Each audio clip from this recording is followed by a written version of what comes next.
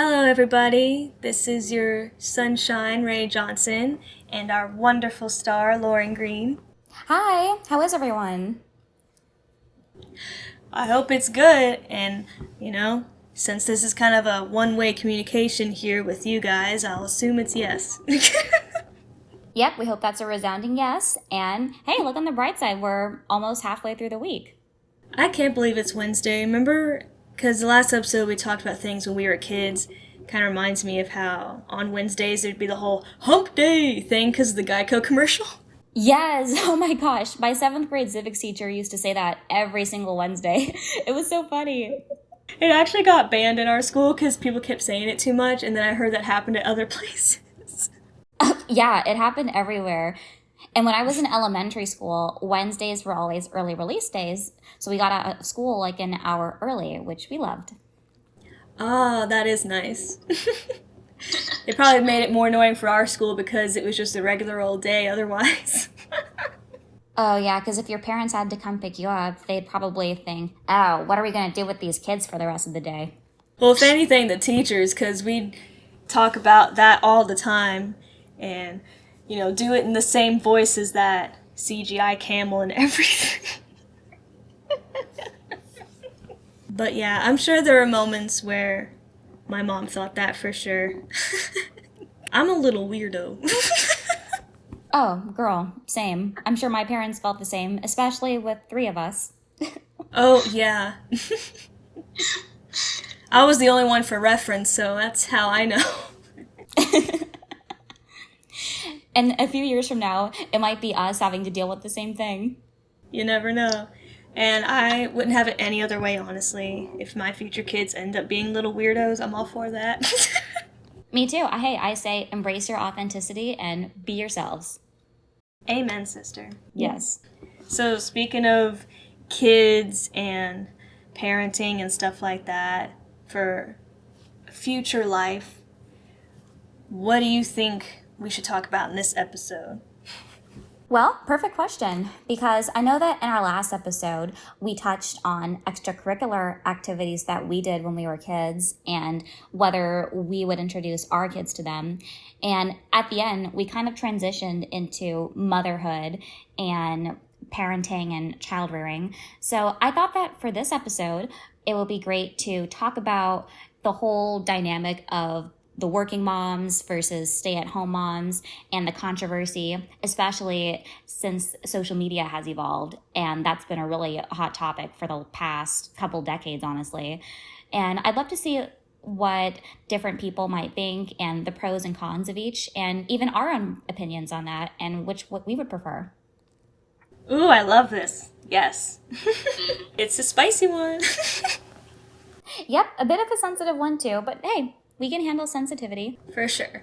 So, what are your whole thoughts on the working mom or stay-at-home mom concept? Well, my only references are my mom and grandma as far as in my personal life, since I am not a mom. And I would not feel it'd be right to be like, I am mother when not. And we can only, draw from things like that. I'm sure that with your answer you will too. For me, it's kind of interesting how it's become controversial because my mom was a working mom and wife and things like that, and started to become less of a working mom when I was born and transitioning into just being staying at home. And then later in my life, she became a working mom, wife again. And so I've seen both sides of that and have seen how much she's benefit from both and things like that. And, we've been each other's best friends and that kind of stuff has been really cute. And especially with our bond of loving to write and stuff like that and shared interests in artistic, creative things. And a lot of that's been the same with my grandma too, where she was a working wife mom. And, she had not just my mom, but my two uncles. So mom was the middle child, stuck between the two of them. And just the fact that I know I've talked about this when I interviewed my grandma on a different show, and it was just so cute how she went about my questions and things. But she originally went in to be an accountant at a fashion company called Casual Corner in Tennessee, but then it turns out that they thought she was just too pretty to be an accountant, so she ended up being a model. And then she later had to tell my grandpa, like, hey, this is what they're hiring me for instead.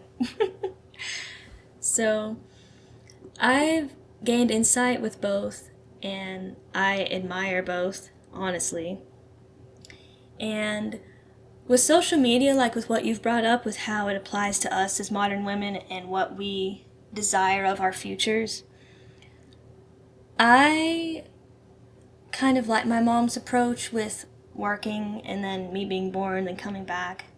But I personally don't know how I'll do that because life's different, and I may be a working mom the whole time and I may not. But I don't necessarily think that one or the other should be pinned up against each other as it has been. I think with women who are in that position, that are wives that work and then later become moms who work, it's kind of like, you know how with Shake It Up, with Zendaya and Cece, how they were, I know her name's Bella Thorne, but I just immediately thought of Cece as the character. But how they were pinned up against each other for Shake It Up as far as comparison of their dance style and how pretty they looked and stuff like that. I kind of feel that it's that way with stay at home or work as a woman, and it shouldn't be that way. Both Zendaya and Bella did amazing in their own rights and were talented in their own ways, and they didn't have to be the clear cut, oh, this one's better, or else they both wouldn't have been hired for that show in the first place, you know? So I just think that it's whatever makes the most sense for you and your family. And as far as passion and stuff like that, if something you really want to pursue, like once I have a kid and they're born, if I really want to do a podcast and pursue that, I could find a way to still spend time with my kid, maybe have an at-home studio or something and make it work. Or figure out with my husband and stuff like that, with our jobs and passions and interests, how to best take care of our children where we're still actively in their lives, but also pursuing what we want to show them as an example of how to do that themselves. So it all just really depends on what's the best for everyone involved and making sure that everyone feels loved and stuff like that. That was very well put, and I'm glad that you had that experience with your mom and you got to view her in both roles. And I loved how you talked about the dynamic of your relationship and how it really strengthened during the years that she had with you, and even when you got to see her in a professional position. Oh, for sure. I mean, I even took a couple of photos for her to use for applications and stuff, and that was really fun. Oh, that's so cool. I'm sure she still has those, right? Yeah, and I actually interviewed her when she was switching from one job to another, and she showed that to people as well. Aw, that's so sweet. Yeah. But yeah, I think those are really strong points too. And for me, growing up, of course, my references were my mom, and my parents always worked, my mom especially. She always had a career. And, it's interesting because about a month or two ago, I was doing a project on her, an oral history project where she was my interview subject, yes, for my Black in Florida anthropology class. And she talked about how when she was younger, her parents had different expectations for her. While my grandfather was supportive of her going to college, and he didn't mind her having a career, but he wanted her to be a homemaker just because during that time, that was the norm. That's what women did. And his mother was a homemaker too. But my grandmother, on the other hand, wanted her to go to college, and she wanted her to have a career. And a big reason for that was because my great-grandmother had always wanted my grandmother to go to college, but she didn't, and become a teacher, but that didn't happen. And so my mom thinks that my grandmother felt she let her mother down. And so she saw how hard that her parents and her mother had to work to support their family. So my grandmother always impressed upon my mom and my aunt that they were going to go to college. Even before they knew what college was, they always heard, you're going to college and you're going to have a career. So my mom was always more career oriented growing up because she always wanted to be a lawyer. But the only problem with that was she felt limited because at that time she didn't see any female lawyers. Women were either nurses or secretaries or teachers, and let alone women of color. She didn't see any Black female attorneys. But when she went to college, she did. So she decided to go to law school. And fun fact, she was the first African American female circuit judge in the state of Florida, among other positions too. So I've always been very proud of her. As you should. Like, my goodness, that sounds so awesome. I'm sending her applause right now, even though she's already deserved it. Oh, thank you. I'm sure she hears you all the way back in her room, so we'll let her know. I love that story so much. I feel like my mom went through some similar things as far as with writing, especially because of her mild dyslexia, of feeling like she couldn't pursue that as a career, despite how much she loved it, and how my grandma made sure she had enough schooling to get good grades and stuff like that at school. And she pursued sales all of her life because she loved the interaction with people like I do with my pursuits of interviewing. And she definitely instilled that in me. And with Dad getting me that internship with Rufus and him reinforcing that as well, it just seems like everything's clicking in place as far as passion of what I want to do in life. And I definitely attribute that to my parents. I know I talked about my mom mostly up to this point, but that's because we just happen to have a lot in common. And my dad, he's really funny, and he's a lot more math brain analytical, so you can only imagine when I had to deal with math problems and him try to help me how those scenarios would go. And he was really patient with me. And he did sales as well, and my parents did work together at one point with their retirement business for selling insurance. And then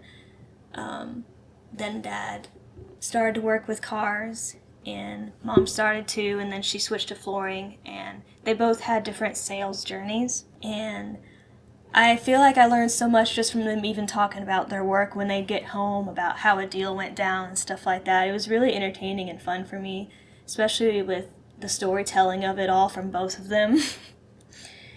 My mom always joked that she has plenty of material to be a comedian if she ever wanted to, and Dad's like, no, I don't want you to. It'd be all about me, you know?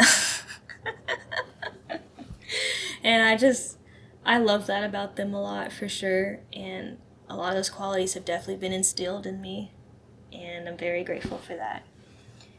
So I definitely have the worker mindset and stuff like that right now, for sure. And who knows what life will throw at me in the future. Yeah, you never know. And I think that's so sweet. Your dad saying, I don't want it to be all about me. Look at him not wanting to take all the credit. But you're right. There are a lot of beneficial and useful skills that you learn in sales, like communication skills, problem solving, and analytical thinking. So that's good that they were able to have that professional experience and acquire those. So speaking of skills, what skills do you think working and stay-at-home mothers have? And what are, let's say, the pros of cons of both roles? Well, it's funny you mentioned that because recently I listened to a video that was recapping some hot topic button news type things, and she was reading articles about how there's actually been an all-time low because of the public school system for homemaking and stuff like that, because that was taken out of curriculum. I didn't experience that either way as far as it affecting me personally, because I went to a private school and then homeschooled.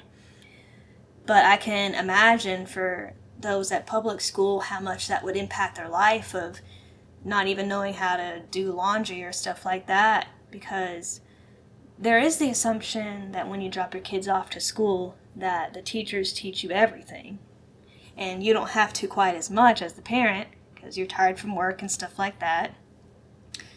And there's still some core things to instill and teach, and there's even been jokes in our generation of us Gen Z bordering on millennial because we're born in a weird year and stuff like that, transition period.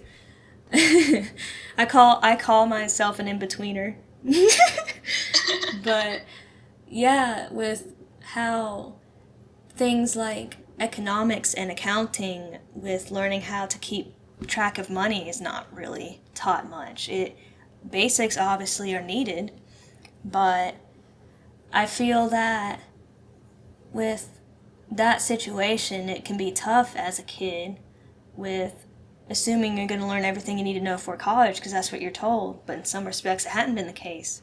And I think with stay-at-home moms, you can not run into the same problems as much, but maybe also in some ways, as far as the kids may be expecting that to always be true and them not have to do those skills depending on the parenting style and stuff like that.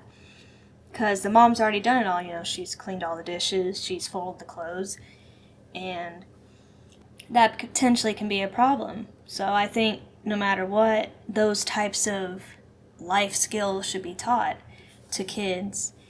And it's just interesting how it's become a problem as it has.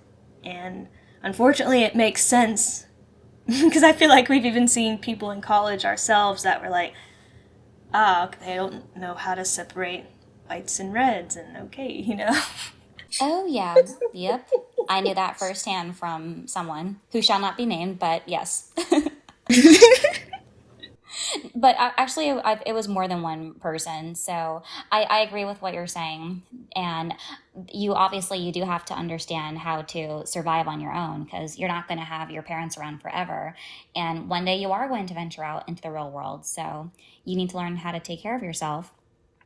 And so I think some of the pros of each, and we can start with stay-at-home moms too. And as you said, yes, they're around to more so, let's say, to teach their kids all those skills. And I think that stay-at-home moms have some really positive qualities and characteristics because they tend to have, and studies have also said that they tend to have very high emotional intelligence because they know how to regulate, identify, and manage their own emotions, their children's, and their spouses. And that has to be tough when you're home with your kids 24/7. Sometimes they're little angels, but other times they're driving you out of your mind and you're like, oh, I can't catch a break. But they're very patient and nurturing. And I think that's very admirable too, because you have to have those qualities if you're going to be a full-time stay-at-home parent. And I think it's also really sweet that they prioritize bonding with their children. They want to be present for their formative years or even throughout their whole childhoods too, because they want to make memories with them and they want to be there to spend quality time with them so their kids can really reflect back when they're older and appreciate that. So I really do commend them for that. I think that's a wonderful thing. But I also think there's pros of being a working mom too, because when you're out working professionally, it gives you a sense of financial independence because you're contributing to your family's income. You're not relying solely on one income to support your family. And you also have a sense of your own identity. You know what I mean? You're more than just mom or Mrs. Jones, Mrs. Smith. You are your own person and you have a professional title too. So I think that also, I've read that women who have professional careers have much better, and this is not 100% the case in every situation, but their mental health is overall better because they feel a sense of purpose because they're out working and they're contributing to society. Not that stay-at-home moms don't, because I think both working and stay-at-home parents do. Oh, I completely agree with you. I think the way you broke that down's really well said because I feel that the bonding in those special moments, and they always, for sons and dads, bring up the whole baseball thing as like a stereotypical analogy of important memories for them. And I think between a daughter and a mother, with things like teaching them makeup or whatever at a certain age, like those kinds of things are very important. And I think that that's just an amazing, beautiful thing, and I feel that to depending on how well you can balance life, you can also bring those kind of attributes as a working mom too. Just it may be later in the day. And I agree with you that with working, you definitely have a sense of purpose and title that is separate from the family unit, but also not completely separate to the point where it's not as valued. You find value in both being a mom and a wife and a mother to a mom and a wife and a mother. I said mom twice.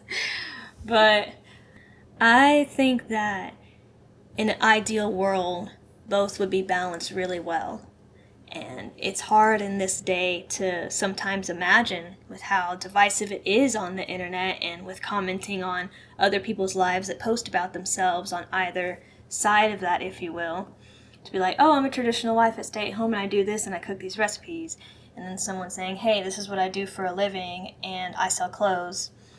And I find that people that can show that they are able to do both, I admire that a lot, because it's not easy to do just one or the other on its own as it is. And for someone to be able to balance both is just incredible to me. It really is. And I say props to them because it's not easy.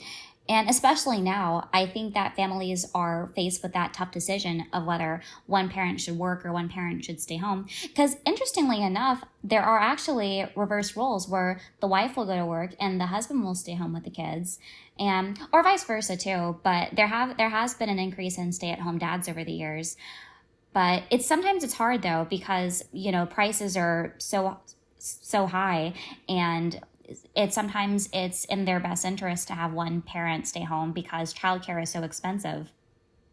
Who knows what it's going to be like in, let's say, the next 6 to 10 years by the time we have kids. So that's something I try to take into consideration, and I hope it gets better. We'll see. Yeah, I'm crossing my fingers over here. Let's hope for the both of us and all of us. Oh, goodness. Yeah. So speaking of which, do you have a preference of whether you would want to be a working mom or a stay-at-home mom, or do you think it might vary depending on your circumstance when the time comes? Honestly, at the moment, I think the fairest answer I could say is that it depends, because it also may seem like a cop-out of saying I don't really know where I'm going to be in life, but I think that it's just as relevant to think of it that way too. Because I love what I aspire to do, but I also know that I want to make sure my children know that as well. And if I can find a way to balance both in a meaningful way where the impact is good, then I will. And if I have to be a stay-at-home mom, I'll do that too, because I found it when my mom stayed home when she did, how much it shaped me into who I am. So I'd be willing to do that if I had to, and still do hobbies and stuff like that. And if I'm going to be working all the time, and because I know my darling is going to continue to pursue his aspirations, and I am all supportive of that because I love him and he's talented. So I just think that it's one of those things where it'll be a crossroads moment, and I'll make the best decision and hope that I do that's the best for everyone, because I think no matter what lifestyle you live, your children are going to notice and watch and learn on their own from observing you, no matter what you end up doing, and take away things. So I just want to make sure it's what's going to be the best. Well, I wish the absolute best for you and your family, and don't feel that you don't know where you're going in life, because I know how driven you are, but life is very unpredictable and you never know. So you're not alone if you feel that way. Yeah, it's just one of those things where I know, because it's going to sound so silly. I know because this is recorded, of it being like, oh, well, she said this. And then because of how life works, it might just be the complete opposite. So, yeah, I just, no matter what, if I feel brave enough to have my future kids listen to this, for them to know that no matter what way I support them, that I hope it's in their best interest, kind of thing. Yeah, and at the end of the day, it's all for the best interest of your family and you, of course. And I feel the same way in the sense that I, of course, don't know what my future holds too, or what I might want to possibly go into in life and my endeavors. I do have a solid idea right now, but I'd say as of right now, I would prefer to be a working mom just because as much as I want to be there for my kids, and I will, and I think once I retire, I'll reflect back on my life and I'll say that as much as I enjoyed my career, the most meaningful aspect of my life was my family, my kids, and my husband too. Because, jobs come and go, but your kids and your husband are going to be with you for a lifetime. So they're always the center of my world. But I do want to have my own career because I am very ambitious in that sense. And I have a lot of aspirations that I've always wanted to fulfill ever since I was a child. I also think that being able to get out and be around other adults and have adult conversations and do different activities is going to give me a sense of purpose and fulfillment too, not just being mom or Mrs. So and so all the time. And I think that's where some of the cons come in with being a stay-at-home parent. But I also don't want my job to interfere with being able to be with my family and devote time to them. So that's a con of being a working parent. But, we'll see what happens. Oh, and one more piece of advice too. This is something my mom always taught me. She always tried to encourage, she always encouraged me to have my own career because you never know what could happen. If you're a stay-at-home parent, you might be in a good situation and it might be the best decision for you at the time. But what if your spouse were to pass away? Or what if you got divorced? Or what if your spouse becomes disabled and can't work? Then what do you do? So I always thought to expect the unexpected and always be able to support myself in case my original plan doesn't work out. So that's just some food for thought. And I would say just always have a backup plan in case it doesn't work out the way you think. But otherwise, whatever you think is best for you and your family, do it. Wow, that was very well said. And I'm with you on backup plans because I feel even in my life right now, I always have in the back of my mind or written in some sort of subsection, crazy organized way of things to do. Especially when it comes to planning. You should see my Google Drive with how many folders and subfolders I have for stuff. It'd be insane. I call it Skittles because I color coordinate everything. But yeah, that's definitely smart advice, and my parents have instilled that in me too, as far as making sure you have interest to where if something falls through, something else can work out because you've already put efforts into that as well. And I feel that even if I were to be a stay-at-home mom and let's say I did hobbies and stuff, I'd be the kind of person that wouldn't necessarily stay home all the time. Like that is the perceived stereotype of that, where I'd still go out, meet with people, do stuff, and maybe do something that's a passive income type thing, where I can do something I really enjoy and still make a little bit of money to help out. So I feel I'm helping in that way, but also primarily doing what I've set myself out to do. So I think that's also another thing too for people who, like me, currently anyway, tend to feel like they can be restless at times because it seems like two complete opposites in some ways, especially with how it's described in life nowadays, but there can be some intersections as well, and I feel that that should be explored more also in today's discussions of it not necessarily being two complete extremes. That's true, yeah. And I'm sure that you've heard the question that stay-at-home moms are asked that once their kids are old enough to go to school, it's like, oh, and for them, this is needles on the chalkboard. But what do you do all day when your kids are at school and your husbands are at work? What are you doing? And that can vary because it doesn't mean that they're sitting at home doing nothing. And I think that's a huge misconception on society's part because that's not the case. And you're right, there are things that they can do to occupy their time, and they do. They might do volunteer work in the community, and they're probably at home doing running errands or doing housework, and that's work. It's obviously it's different from going into an office or a professional setting, but it's still work at the end of the day. So that's why I think both should be valued equally, staying at home and working outside the home, because while it's very different, it's still important, and it's still hard work. Oh, absolutely. And I mean, because of the whole, staying home and not necessarily in the strictest sense of getting paid, you do get paid with a whole bunch of other things as far as, love and sharing commitment in other ways. And I completely agree with how you stated all of that, where, community work and being a mom in and of itself is just as important and vital of a role in society. And I think in some ways it kind of goes back to the whole, some people that are kids nowadays, even Generation Alpha, which I feel old saying that. Same, I can't believe it. I know. But just some things they don't know. And it's just that I feel that at the end of the day, it all just comes back to a balance of things.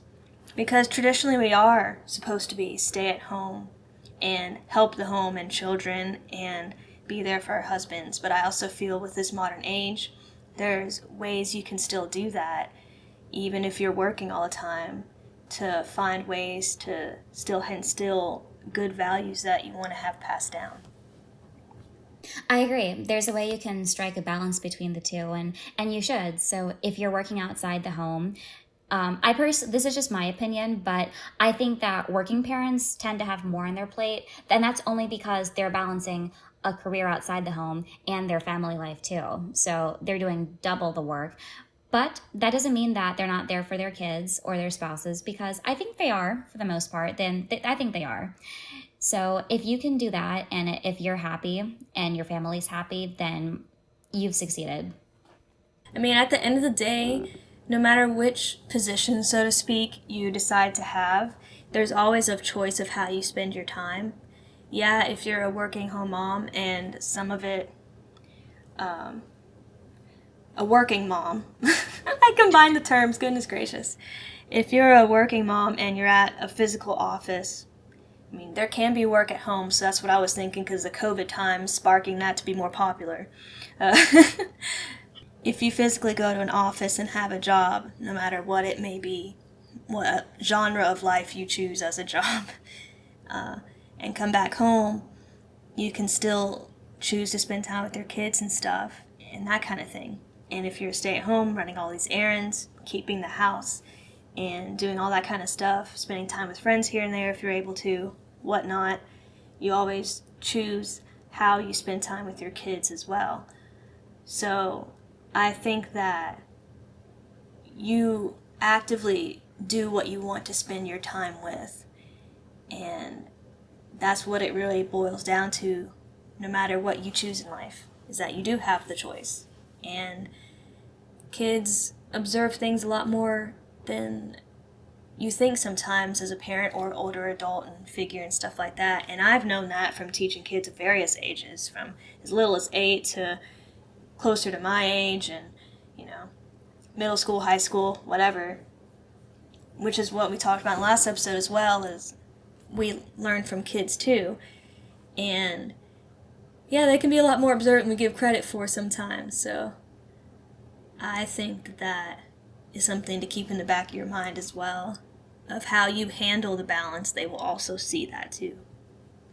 Very true. And as we talked about, each story is different, and children do observe. That also made me think of something, and I think our listeners are going to fall off their chairs when they hear this, but it made me think of my paternal grandmother, my dad's mom, and believe it or not, my dad is the 11th of 18 children. Wow. Yes. Props. Yes. Right. Yeah. So my grandmother was a stay-at-home mom, and she had to be, obviously. The oldest is from my grandfather's first marriage, but the other 17 were all hers. So I just think of how she even managed that. Like, oh my goodness. I admire them completely. I'm like, I give all the props. Mad respect.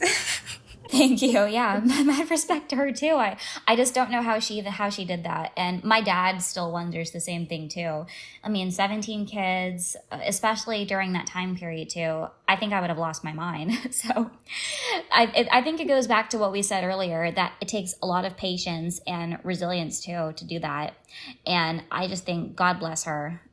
I mean, God, and yeah, seriously, by the grace of God, she made it all work. Oh, amen, honestly. And it's especially crazy to think about with that many kids as well. Just seeing the different periods of life that they all have gone through at different times and managing that on an emotional level as well of like, oh, okay, they've hit puberty now. Oh, okay, well now this one did, you know?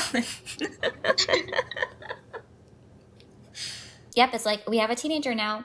Oh, psych, we're starting all over again. It's like, when does the cycle end? Ugh.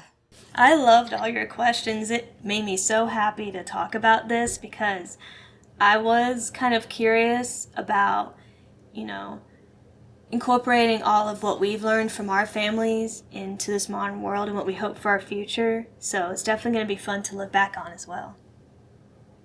Definitely. And I just think that maybe 10 or 20 years from now, we will have thought we had our lives all planned out at this age, and watch it turn out to be totally different than what we thought.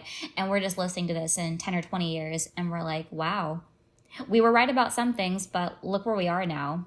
We're we're at a place where we never thought we'd be. And that's what makes it fun and interesting. Exactly. Yeah, that's right. Life is full of twists and turns. So I say enjoy the ride. Woo! I'm on the roller coaster. And in case you don't like it, just feel free to hop off anytime. No, don't do that. That's too much paperwork and too much for funeral expenses, so don't do that. Yeah, that's also another thing I've joked about with deciding not to become a lawyer when I had my whole political era of my life. I'm like, yeah, it's just too much paperwork. Way too much paperwork and too much reading. Well, I hope you lovely listeners have enjoyed us talking about this topic that, in our opinions, seemed to be a bit more divisive than it should be. Woo! And we hope you got something out of it, and I'm very grateful to Lauren for coming up with these past 2 episode ideas of incorporating them to be together. I think it's really cool, and she's smart and amazing, so I'm not surprised. Oh, that's so sweet. And yes, we hope you have found this conversation useful, and we hope we gave you some really constructive advice about what you might think is best for you and your family. But hey, you have plenty of time to think about that, so don't rush it. Yeah, run, Forrest, run. Love you guys, and we'll see you on our next episode where our smart, sweet sunshine will choose our topic. Get excited! Oh, shucks. Until then, bye!